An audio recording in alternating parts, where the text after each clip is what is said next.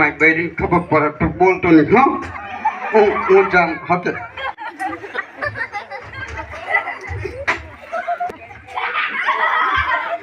ને કઈ ગયેલી આઈ રહી અહીં છું. કેમનો બૂમ પાડો હમણાં તો ભાઈબંધ છે ને એવું છે ઓય તો તારું માન મારે રાખવું પડે હા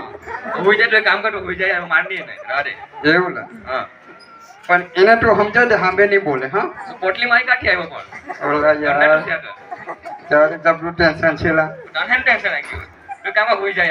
અલા તું મારો ભાઈબંધ છે ને એટલે તને કાલે કે હા કે મારું કાલે કે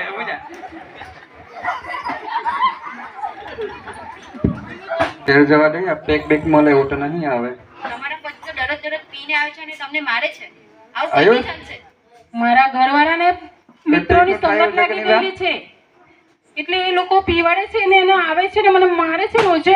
પણ એવા સાથે રહેવા કરતા તો એને છોડી દે ને તો એના કરતા સારા મળી જશે. ક્યાં સુધી તું વેઠા કરશે? તેલ જવા દે કશે નથી જવાની. સારું, તમારી ઈચ્છા. આ તો અમે એક પડોશી તરીકે તમને સલાહ આપવાની અમારી ફરજ છે, એ માટે અમે તમારી ખબર લેવા આવ્યા. તમારી ઈચ્છા, તમારે જે કરવું હોય તે. કઈ વાંધો નહીં. મને મારા પ્રભુ પર ભરોસો છે કે એક દિવસ મારા ઘરવાળાને જરૂરથી સુધારશે.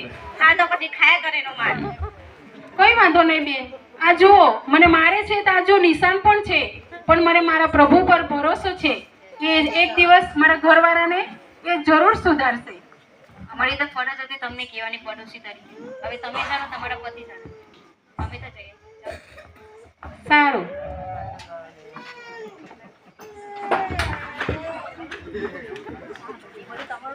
હજુ તો એમને આવવાના થોડા કલાકો બાકી છે. ત્યાં સુધી હું મારા પ્રભુને વિનંતી કરી લઉં.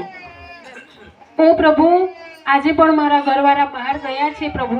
એના મિત્રો મળશે અને એને પ્રભુ દારૂ પીવાડશે અને એ આવશે અને મને મારશે પ્રભુ. સમાને લાયક નથી. હું ઈશ્વરની આગળ બહુ મોટું પાપ કરતો હતો.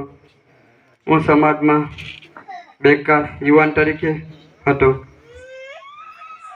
ખરેખર મારી પત્ની સારી છે, મારે એની પાસે માફી માંગવી પડશે.